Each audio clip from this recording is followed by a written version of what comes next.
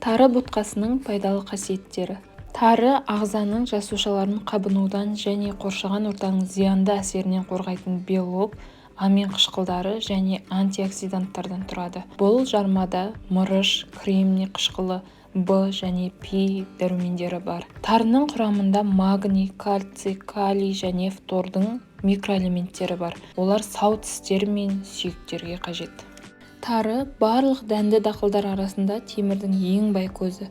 100 граммда шамамен 7 миллиграмм темір бар. Темір организмде қан түзілуіне және оттегінің тасымалдануына өте маңызды. Бірақ адамның ішегі бұл минералды жақсы сіңірмейді, егер ол өсімдік тағамынан болса. Сондықтан дәрігерлер тарыны С дәрумені бар жаңа піскен көкөністермен немесе жемістермен біріктіруге кеңес береді. Бұл денеге темірді жақсы сіңіруге көмектеседі. Тары құрамында глютен жоқ бірнеше дәндердің бірі. Сау ағза үшін бұл маңызды емес, бірақ целиакия ауруы бар адамдар бұл компонентті көтере алмайды. Сондықтан олар глютенсіз диетаның бөлігі ретінде тары тағамдарын жей алады. Салмақ жоғалтуға ықпал етеді. Тары маңызды минералдардың өмірлік маңызы амин қышқылдарының және күрделі көмірсулардың қайнар көзі. Бұл жармада ақуыз және талшық бар. Осы индикаторлардың арқасында көптеген адамдар салмақ жоғалту кезінде тары тұтынады. Бұл ұзақ уақыт бойы қорытылатын және ұзақ уақыт бойы қанықтылық сезімін тудыратын күрделі көмірсулар. Сонымен бірге осы ботқаның 100 граммында бар жоғы 114 килокалория бар.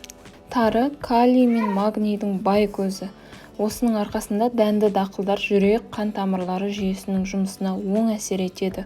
Өйткені калиймен бірге магний жүрек бұлшықеттерінің жұмысын қалыпқа келтіреді. Тары диабет және атеросклерозбен ауыратын адамдарға да пайдалы. Себебі магний 300-ден астам ферменттерді өндіруге ықпал етеді. Олардың көпшілігі инсулин мен глюкозаның сіңуін синтездеуде маңызды рөл атқарады. Қан тамырларын зақымданудан сақтайды. Қан тамырларды холестериннің жоғарылауын тудыратын патогендік өзгерістерден сақтайды.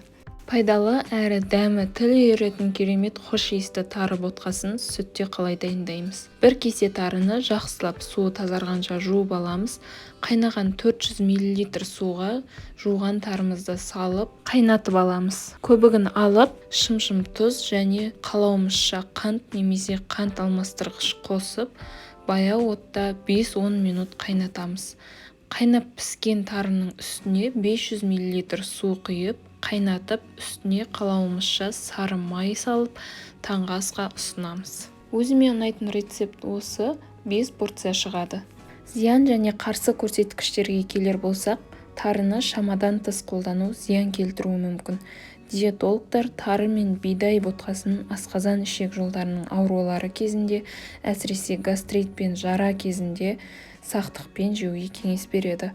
Тары қалқанша безінің патологиясы бар науқастар үшін зиянды, себебі ол йодты қабылдауға кедергі келтіреді. Сондай-ақ асқазанның төмен қышқылдығы жиі іш қату кезінде өнімнен түбегейлі бас тарту керек. Өнімді 3-ші триместрде жүкті әйелдер сақтықпен қолдануы керек.